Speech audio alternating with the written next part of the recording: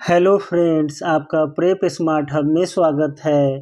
GFR series के इस video में आज हम जीएफआर के चैप्टर 11 गवर्नमेंट गारंटी को कवर करेंगे, जो जीएफआर के रूल 275 से 283 में दिया हुआ है। सबसे पहले हम जानते हैं कि गवर्नमेंट गारंटी होता क्या है। तो जब government public sector undertaking, enterprises और इंस्टीट्यूशंस को लोन दिलवाने के लिए गारंटर बनती है और इसके डिफ़ॉल्टर के केस में लेंडर्स को लोन रीपेमेंट करने का गारंटी देती है, तो इसे ही गवर्नमेंट गारंटी कहते हैं। चलिए वीडियो की शुरुआत करते हैं और सबसे पहले रूल 275 को देखते हैं। रूल 275 में दिया हुआ है power to give and limits on government guarantee, यानी गवर्नमेंट के पास ये जो पावर है गारंटी देने का, वो कहाँ से आया है और गवर्नमेंट कितना लिमिट्स तक गारंटी दे सकती है। तो इसका जो पहला पॉइंट है वो है सोर्स ऑफ पावर। तो सोर्स ऑफ पावर क्या है? तो जो सोर्स ऑफ पावर है इसमें 3 पॉइंट है। जो पहला पॉइंट है इसमें वो है कि जो आर्टिकल क्या है, article 292 of the constitution of India, जो कॉन्स्टिट्यूशन ऑफ इंडिया का आर्टिकल 292 है, उसमें क्या है, उसमें यूनियन गवर्नमेंट को क्या कर रही है, पावर देती है गारंटी देने का।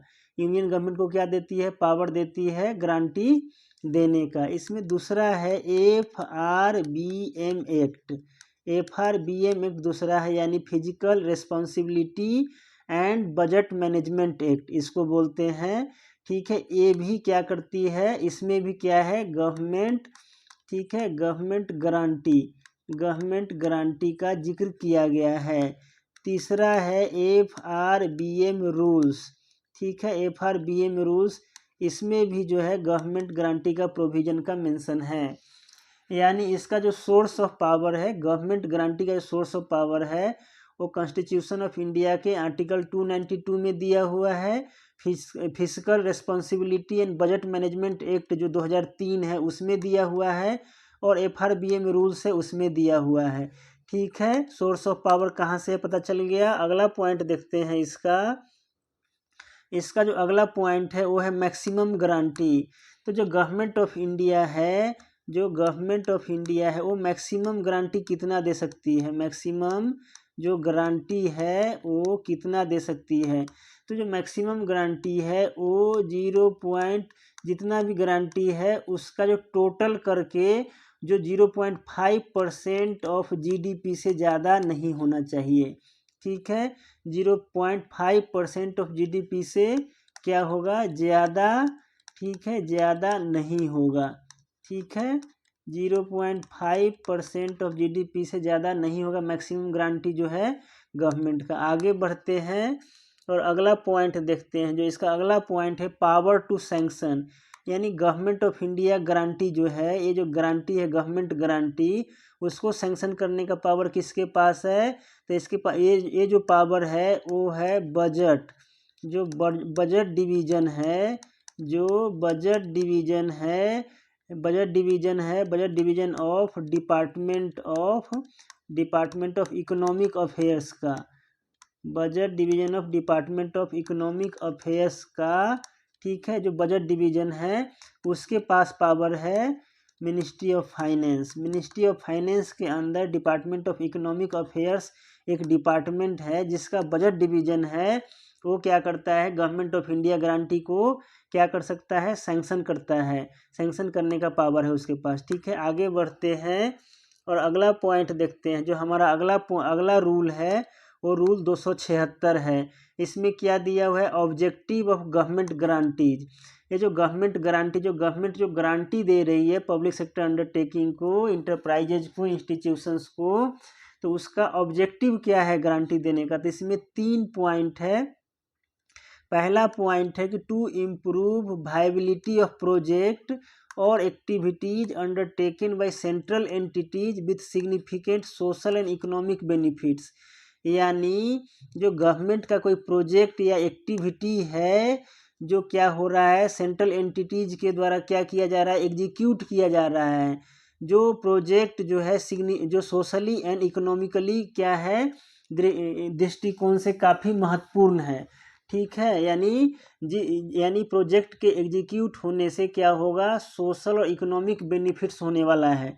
ठीक है, तो इस तरह के प्रोजेक्ट को वायबल बनाने के लिए गवर्नमेंट क्या करती है, गारंटी देती है। ठीक है, इसको जैसे एग्जांपल से समझ सकते हैं कि जैसे मान लीजिए क्या है, गवर्नमेंट ऑफ इंडिया को क्या करना है, ठीक है, रूरल इंडिया को क्या है, रूरल इंडिया को क्या करना है, इलेक्ट्रिफिकेशन करना है। क्या करना है, इलेक्ट्रिफिकेशन, ठीक है, करना है। अब इलेक्ट्रिफिकेशन करना है तो इसका जो गवर्नमेंट के जो एक PSU है, REC, यानी क्या है ये, REC लिमिटेड है। ठीक है, जो रूरल इलेक्ट्रिफिकेशन कॉरपोरेशन लिमिटेड इसका नाम है, वो क्या करती है, फाइनेंशियली क्या करती है, हेल्प करती है। क्या करती है, फाइनेंशियली जो है ना, क्या करती है, पैसे को रेज करती है। ठीक है, ताकि जो है इस तरह के प्रोजेक्ट को क्या किया सके, वायबल बनाया जा सके। तो ये क्या करेगी, ये जो है पैसा रेज करेगी। तो जो पैसा रेज करेगी, तो जो प्राइवेट प्लेयर है इसमें, जो प्राइवेट प्लेयर्स है, जो भी बैंक्स वगैरह होंगे, वो प्राइवेट प्लेयर्स होंगे, वो जो है जो रूरल इलेक्ट्रिफिकेशन में इन्वेस्ट करने में, ठीक है, इन्वेस्ट करने में, ठीक है, इंटरेस्टेड नहीं होंगे। क्या होंगे, इंटरेस्टेड नहीं होंगे। ठीक है, नहीं होंगे। क्यों नहीं होंगे, क्योंकि आप जानते हैं कि रूरल इंडिया में जो बिजली का बिल वगैरह आता है, लोग भरते ही नहीं हैं। ठीक है, तो ये जो है क्या है, एक प्रॉफिटेबल क्या है, प्रॉफिटेबल बिजनेस एक तरह से नहीं है। तो इस वजह से लोग इसमें इन्वेस्ट करना नहीं चाहते हैं। समझ रहे हैं। तो क्या होगा, जब इलेक्ट्रिफिकेशन का जो गवर्नमेंट का प्रोजेक्ट है वो तो हो ही नहीं पाएगा, तो उस केस में गवर्नमेंट क्या करती है, जो REC लिमिटेड है, गवर्नमेंट उसको क्या करती है, गारंटी देती है। क्या करती है, गारंटी देती है। लोन रेज करने के लिए जो है ना, गवर्नमेंट गारंटी देती है।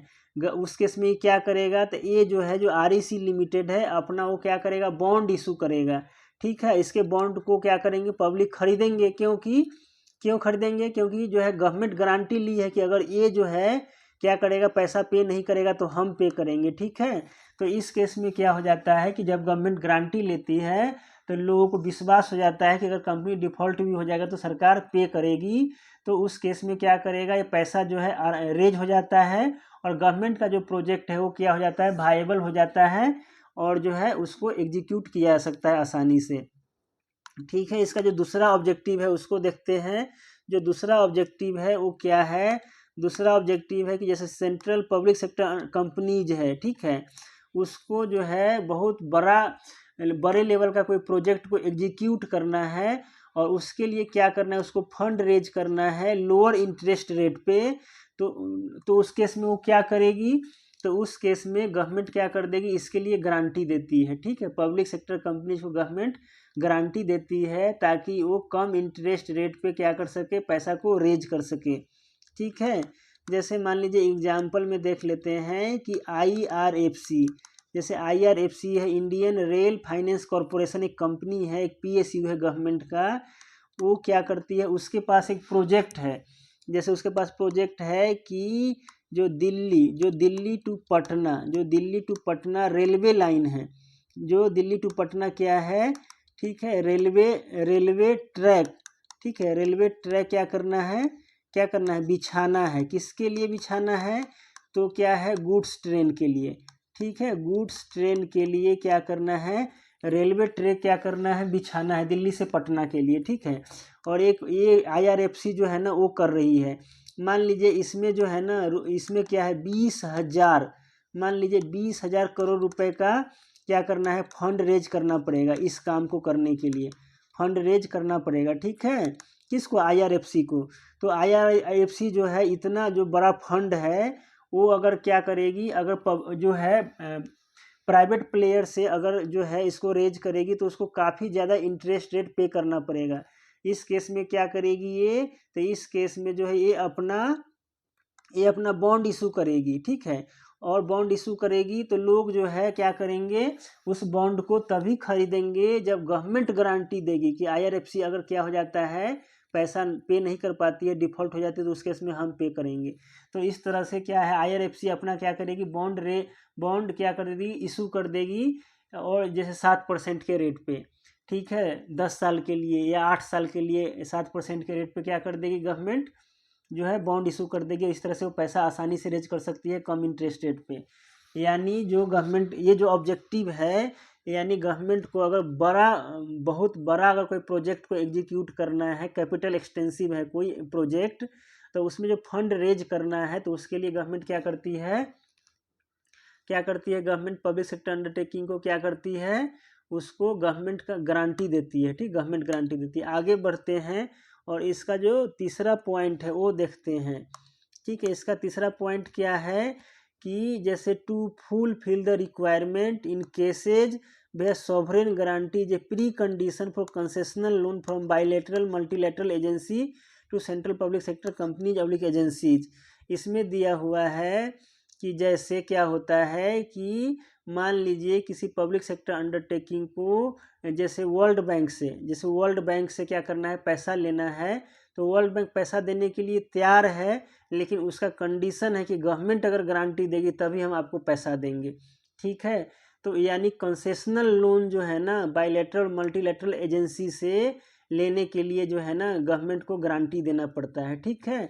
तो पहला ऑब्जेक्टिव क्या था, इसमें 3 ऑब्जेक्टिव है। पहला ऑब्जेक्टिव था कि ऐसा प्रोजेक्ट जो सोशल और इकोनॉमिक बेनिफिट्स के लिए इम्पोर्टेंट है, सिग्निफिकेंट है, तो गवर्नमेंट उसको वायबल बनाने के लिए क्या करती है, गारंटी देती है।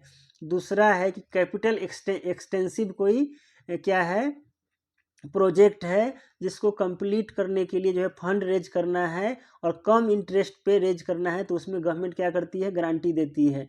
तीसरा है कि कंसेशनल लोन लेने के लिए मल्टीलैटरल एजेंसी से क्या करती है, गवर्नमेंट को गारंटी देना पड़ता है। तो ये 3 ऑब्जेक्टिव है, ठीक है। 276 में ये 3 ऑब्जेक्टिव पढ़ना था। आगे बढ़ते हैं और अगला पॉइंट देखते हैं। हमारा जो अगला पॉइंट है वो क्या है, तो हमारा अगला पॉइंट है guidelines for grant of government of India guarantee. यानी गवर्नमेंट ऑफ इंडिया गारंटी को क्या करते हैं, देने के लिए क्या क्या गाइडलाइंस है उसको हम देखेंगे। अभी जो भी हम पढ़े हैं वो हर पॉइंट जो है एग्जाम के दृष्टिकोण से इम्पोर्टेंट है और उससे जो है क्वेश्चन बनता है। तो आप हमारे साथ वीडियो को ध्यान से देखें और अंत तक बने रहें। चलिए गाइडलाइंस को देखते हैं। पहला गाइडलाइंस इसका क्या है, पहला गाइडलाइंस है कि इस तरह का जो प्रपोजल होगा, गवर्नमेंट को गारंटी देने का अगर कोई प्रपोजल होता है तो वो प्रपोजल कैसा होना चाहिए, तो पब्लिक इंटरेस्ट में जस्टिफाई होना चाहिए, ठीक है। जो प्रपोजल होगा, पहला तो है कि पब्लिक इंटरेस्ट में क्या होना चाहिए, वो जस्टिफाई होना चाहिए। और जस्टिफाई कैसे होगा, तो मान लीजिए सेंट्रल पब्लिक सेक्टर इंस्टीट्यूशन है और उसको जो है कोई अप्रूव्ड जो प्रोजेक्ट है गवर्नमेंट का, उसको अगर करने के लिए अगर जो है क्या करना है, उधार लेना है, बोरो करना है, तो उस केस में वो जस्टिफाई माना जाएगा। फिर पब्लिक सेक्टर अंडरटेकिंग है, उसको अगर वर्किंग कैपिटल के लिए अगर कोई लोन वगैरह चाहिए तो वो भी जस्टिफाइड माना जाएगा। तो पहला पॉइंट है कि पब्लिक इंटरेस्ट में जस्टिफाइड होना चाहिए।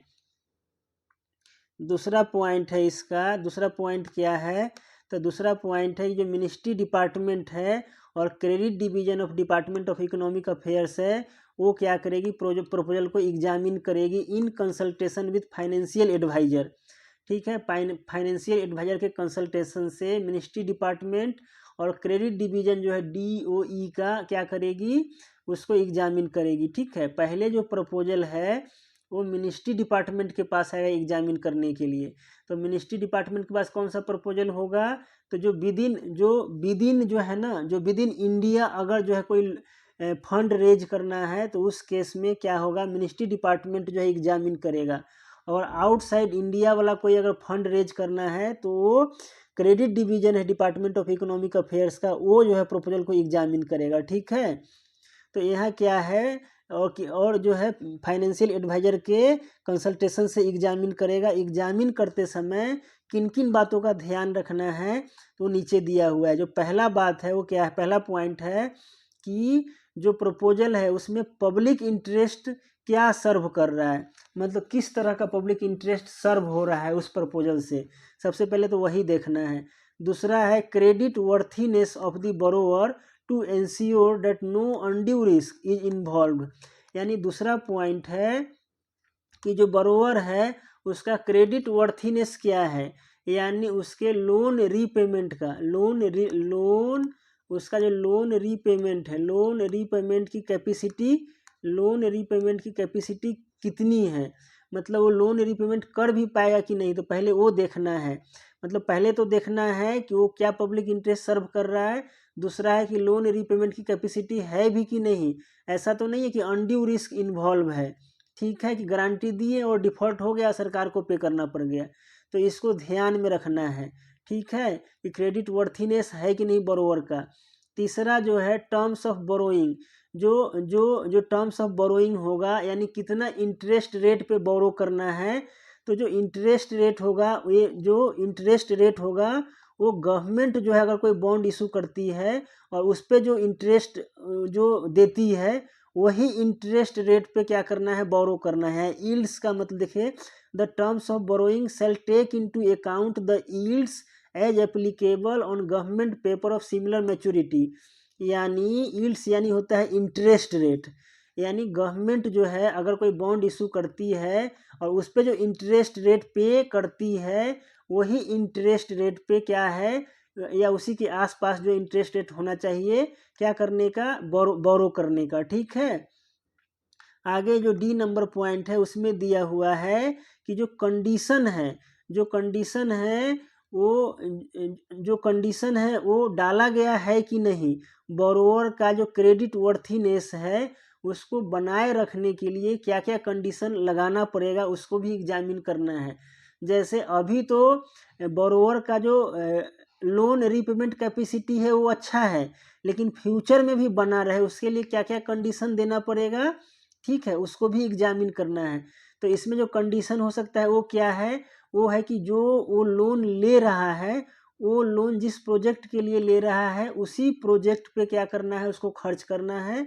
और दूसरा है कि आगे जो है ना उसको लोन लेने के लिए रेस्ट्रिक्ट कर देना है कि आगे वो लोन नहीं ले पाएगा, ठीक है, जब तक ये प्रोजेक्ट कंप्लीट नहीं हो जाता है तब तक वो और कोई लोन ले नहीं पाएगा। तो उससे क्या होगा, उससे है कि उसका क्रेडिट वर्थीनेस बना रहेगा, ठीक है, यानी फर्दर लोन न ले पाए उसका रेस्ट्रिक्शन लगा देंगे, और जो ये लोन ले रहा है जिस प्रोजेक्ट के लिए ले रहा है उसी प्रोजेक्ट पे खर्च करेगा। यानी इसमें है कि मिनिस्ट्री डिपार्टमेंट और क्रेडिट डिवीजन ऑफ DOE है, वो जो है गवर्नमेंट ऑफ गारंटी प्रपोजल को एग्जामिन करेगा, तो फाइनेंशियल एडवाइजर के कंसल्टेशन से करेगा, और एग्जामिन करते समय देखेगा कि क्या पब्लिक इंटरेस्ट सर्व कर रहा है, क्रेडिट वर्थीनेस कैसा है बोरोवर का, और रेट जो है ना, जो गवर्नमेंट रेट प्रोवाइड करती है उसी रेट पे ले रहा है कि नहीं, और जो है उसका क्रेडिट वर्थीनेस बना रहे उसके लिए क्या क्या कंडीशन रहेगा, इसको क्या करती है, एग्जामिन करती है, ठीक है। आगे बढ़ते हैं, अगला पॉइंट देखते हैं। अगला पॉइंट है जो अगला गाइडलाइंस है उसको देखते हैं। अगला गाइडलाइंस है risk assessment to certain the following. जैसे अगला गाइडलाइंस है कि जो है हम रिस्क असेस करेंगे, जब हम गारंटी देंगे तो गारंटी देने से पहले हमें क्या करना है, रिस्क असेसमेंट करना है कि इसमें कितना रिस्क इन्वॉल्व है। तो कैसे असेसमेंट करेंगे, तो जो कंपनी है, जो एंटिटी है, जो PSU है, उसका फाइनेंशियल कंडीशन कैसा है उसको देखेंगे।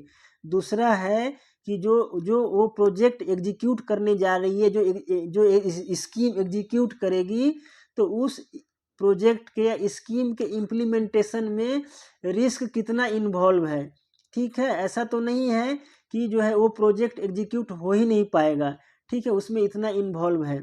तो ये दो चीज़ें हमें देखना है कि फाइनेंशियल कंडीशन उसका कैसा है, और दूसरा है कि जो रिस्क कितना है उस प्रोजेक्ट को इम्प्लीमेंट करने में।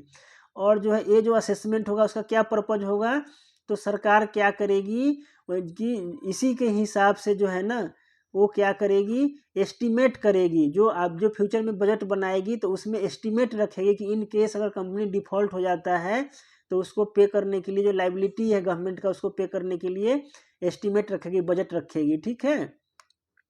आगे बढ़ते हैं, अगला पॉइंट देखते हैं। इसका जो अगला पॉइंट है 4 नंबर है जो गाइडलाइंस का जो अगला पॉइंट है वो है क्या है, जैसे अभी अब क्या हो गया, एग्जामिन हो गया, मिनिस्ट्री डिपार्टमेंट ने एग्जामिन कर लिया, ठीक है। तो एग्जामिन करने के बाद अब क्या करेगा, तो जो प्रपोजल है वो कहाँ भेजेगा, तो बजट डिवीजन को भेजेगा। DOE department of economic affairs के बजट डिवीजन को क्या करेगा, भेजेगा, किसके लिए, अप्रूवल के लिए। और बिना उसके अप्रूवल के, बिना डिपार्टमेंट ऑफ इकोनॉमिक अफेयर्स के अप्रूवल के कोई भी गारंटी जो है ना क्या कर सकते हैं, नहीं दे सकते हैं, कोई भी गारंटी नहीं दे सकते हैं, ठीक है। 5 में दिया हुआ है कि ministry department must provide following details.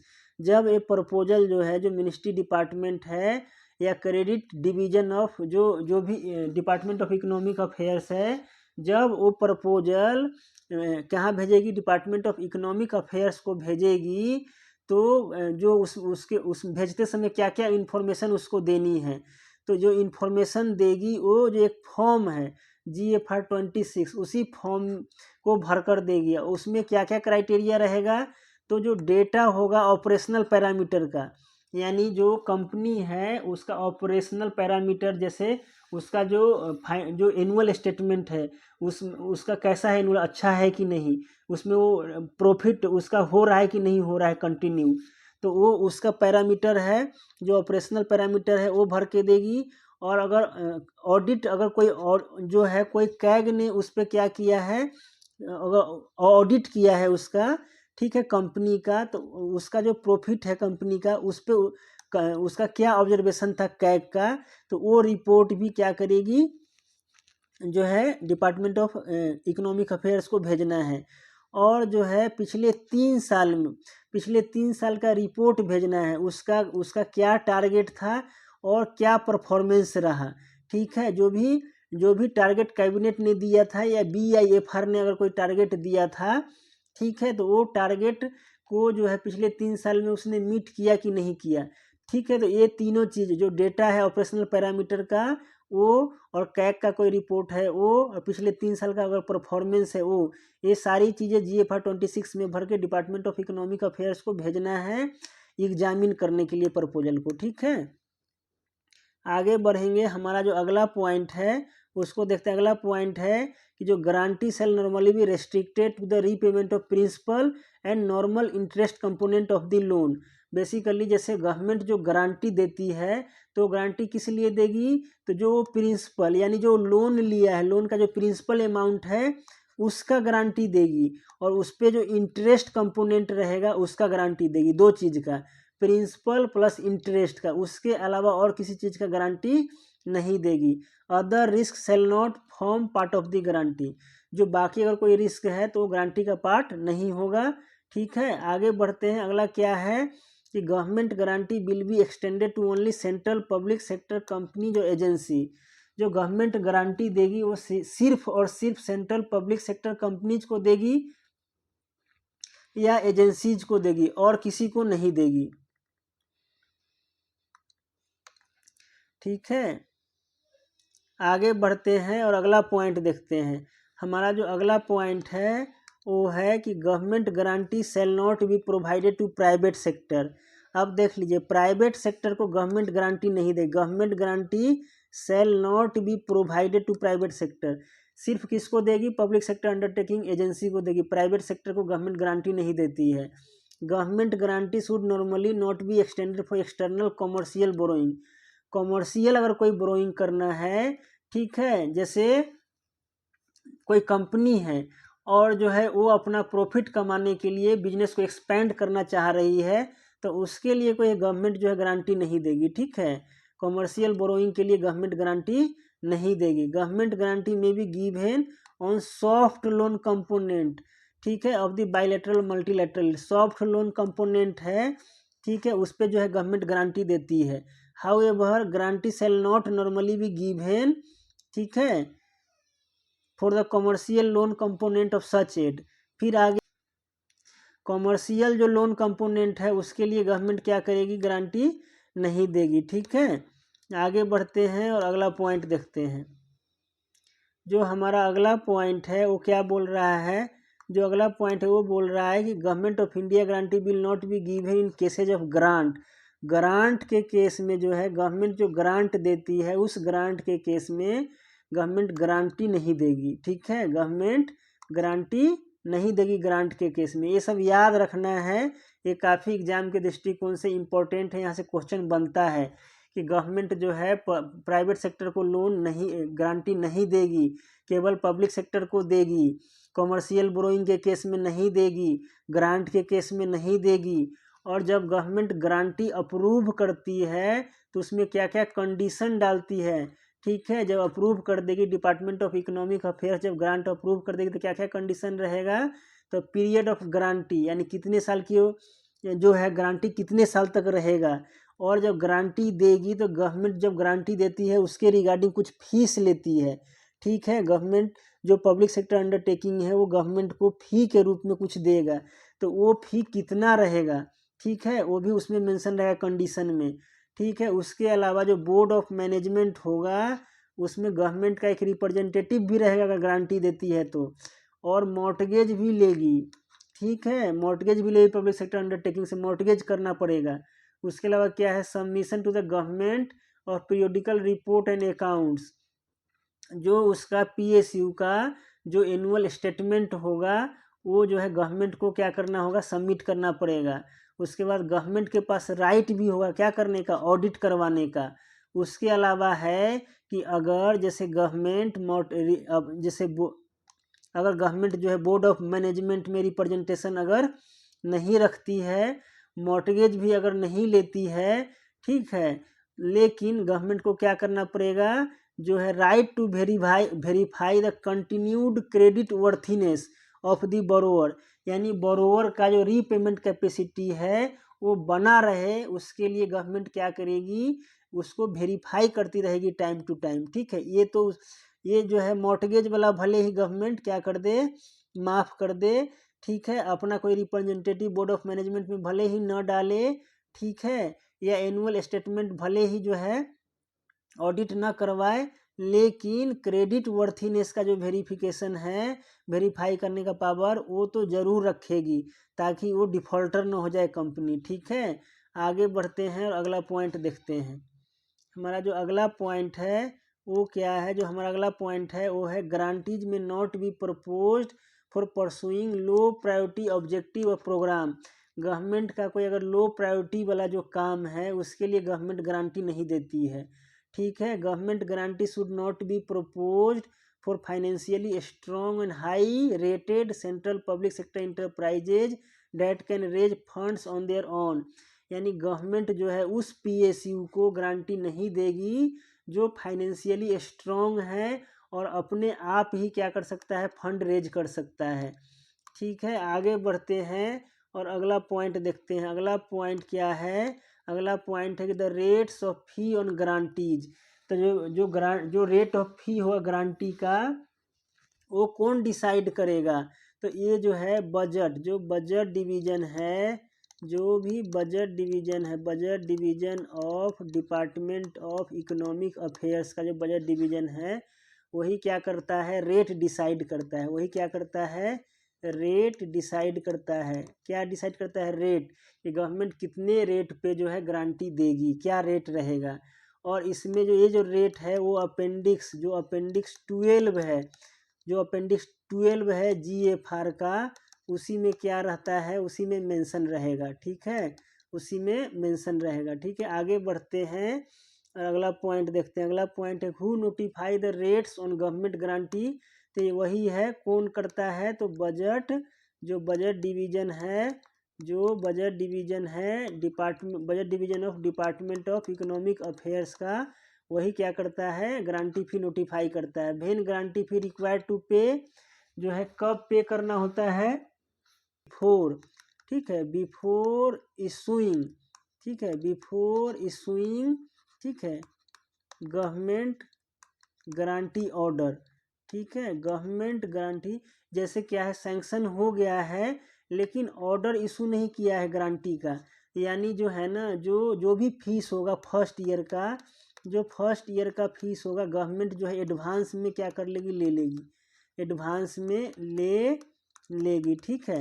यानी जो है गवर्नमेंट जब गारंटी देती है पहली बार तो गवर्नमेंट गारंटी ऑर्डर इशू करने से पहले ही फर्स्ट ईयर का जो एडवांस है वो ले लेती है, ठीक है। उसके बाद क्या होता है, जो सेकेंड ईयर से क्या होता है, जो नेक्स्ट ईयर से क्या होता है, 1 अप्रैल को क्या बोलते हैं, 1 अप्रैल को क्या करना पड़ता है, जो गारंटी फी है गवर्नमेंट गारंटी, ठीक है, गवर्नमेंट गारंटी फी है वो क्या करना पड़ता है, पे करना पड़ता है 1 अप्रैल को, ठीक है। आउटस्टैंडिंग अमाउंट जो भी होगा, जो भी आउटस्टैंडिंग अमाउंट होगा, ठीक है, साल के पहले महीने में जो भी आउटस्टैंडिंग होगा उस आउटस्टैंडिंग, ठीक है, अमाउंट पे क्या करना पड़ेगा, ठीक है, 1 अप्रैल को क्या कर देना पड़ेगा, गवर्नमेंट का जो भी गारंटी फी है वो पे कर देना पड़ेगा, ठीक है। तो कब गारंटी फी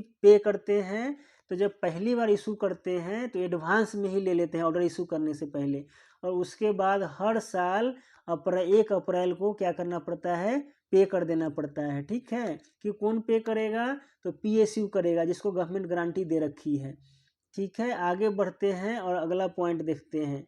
जो अगला पॉइंट है वो क्या है कि व्हाट इज द पेनाल्टी, मतलब पेनाल्टी कितना होगा, जो है पेनाल्टी कितना देना पड़ेगा अगर जो है ड्यू डेट को अगर पेनाल्टी पे यानी 1 अप्रैल को अगर पेनाल्टी पे नहीं करना किया तो उसको पेनाल्टी कितना पे करना पड़ेगा, तो डिफ़ॉल्टिंग पीरियड में जो भी पेनाल्टी है वो डबल पे करना पड़ेगा, क्या करना पड़ेगा, डबल, ठीक है, डबल द चार्ज, जो भी चार्ज होगा उसका डबल पे करना पड़ेगा ड्यूरिंग, ठीक है, डिफ़ॉल्टिंग पीरियड, जो भी डिफ़ॉल्टिंग पीरियड होगा उस डिफ़ॉल्टिंग पीरियड में क्या होगा, डबल चार्ज पे करना पड़ेगा, ठीक है। What is the maximum percentage of guarantee given by government, तो गवर्नमेंट जो है मैक्सिमम 80% ही क्या करती है, गारंटी देती है, क्या करती है, 80% गारंटी देती है, और जो रिमेनिंग 20% है वो क्या करता है, लेंडर को जो देता है, लेंडर को क्या करना पड़ता है, लेंडर को बियर करना पड़ता है, ठीक है। जो रिमेनिंग 20% है वो लेंडर बियर करेगा, और जो गवर्नमेंट गारंटी देगी वो मैक्सिमम 80% ही देगी, ठीक है। ये सब याद रखिएगा, एग्जाम के दृष्टिकोण से काफ़ी महत्वपूर्ण है, एग्जाम में हर एग्जाम में इसे क्वेश्चन बनता है, ठीक है। आगे बढ़ते हैं, अगला पॉइंट देखते हैं। Which fund has been set up by the government of India to pay when guarantee are invoked, जैसे इन्वोकेशन ऑफ गारंटी, जैसे क्या हुआ कि जो है गवर्नमेंट क्या कर दी, किसी पीएसयू को गारंटी दे दी और वो क्या हो गया, डिफ़ॉल्टर हो गया यानी अब जो है वो क्या कर रहा है, लोन पे ही नहीं कर पा रहा है, ठीक है। तो उस केस में क्या होगा, जो गवर्नमेंट गारंटी ले रखी थी अब वो इन्वोक करेगा, और इन्वोक होगा तो गवर्नमेंट क्या करेगी, उसको पे करेगी, ठीक है। तो बोल रहा है कौन सा फंड इसके लिए गवर्नमेंट बना रखी है, तो गारंटी रिडेम्पशन फंड है, क्या है, गारंटी रिडेम्पशन, ठीक है, गारंटी रिडेम्पशन फंड, गवर्नमेंट जो है गारंटी यानी GRF यानी गारंटी रिडेम्पशन फंड बना रखी है। जब भी जो है गारंटी इन्वोक होता है तो इसी फंड से गवर्नमेंट क्या करती है, पैसा देती है, किसको, तो जो लेंडर है उसको। Where from money comes for this fund, यानी इस फंड में पैसे कहाँ से होता है, तो बजट जो है बजट रीअप्रोप्रिएशन से, ठीक है, बजट रीअप्रोप्रिएशन से, ठीक है, इसमें पैसा डाला जाता है, ठीक है। आगे बढ़ते हैं और अगला पॉइंट देखते हैं। अगला पॉइंट हमारा क्या है, तो अगला पॉइंट है कि how government discharge their obligation in case of invocation of guarantee, यानी जब गारंटी जब जो भी है इन्वोक होता है, ठीक है, गारंटी जब इन्वोक होता है यानी कोई डिफ़ॉल्टर हो जाता है पीएसयू, और गारंटी जब इन्वोक होता है तो गवर्नमेंट किस तरह से अपना ऑब्लिगेशन डिस्चार्ज करती है, तो गवर्नमेंट क्या करेगी, या तो क्या करेगी, लोन सैंक्शन कर देगी, किसको, बोरोवर को लोन, बोरोवर यानी क्या, पीएसयू को ही लोन दे देगी, ठीक है, लोन दे देगी, जितना लोन उसको बचा हुआ है, जो भी आउटस्टैंडिंग अमाउंट बचा हुआ है, ठीक है, जितना पे कर दिया है, जितना बच गया है उतना लोन गवर्नमेंट जो है बोरोवर को क्या कर देगी, सैंक्शन कर देगी, उस पीएसयू को सैंक्शन कर देगी, ठीक है। और पीएसयू क्या कर देगा, पीएसयू जो है पे कर देगा किसको, लेंडर को, ठीक है, लेंडर को पे कर देगा। ये जो पेमेंट होगा जो भी है वो पेमेंट फाइनली कहाँ से माइनस होगा, तो ग्रांट रिडेम्पशन फंड है उसी से ये पेमेंट जाएगा। यानी इसी से लोन जो है, इसी अमाउंट में से लोन उसको बोरोवर को दे दिया जाएगा और बोरोवर क्या कर देगा, लेंडर को पेमेंट कर देगा। ठीक है, हमारा जो ये वीडियो है यहीं पे समाप्त होता है गवर्नमेंट गारंटी का। मैंने ये एक ही वीडियो बनाया है जो एग्ज़ाम के दृष्टिकोण से काफ़ी महत्वपूर्ण है। आशा करते हैं आपको ये वीडियो अच्छा लगा होगा। वीडियो अगर अच्छा लगा है तो वीडियो को लाइक, सब्सक्राइब एंड शेयर करना न भूलें। वीडियो को देखने के लिए बहुत बहुत धन्यवाद। Thank you.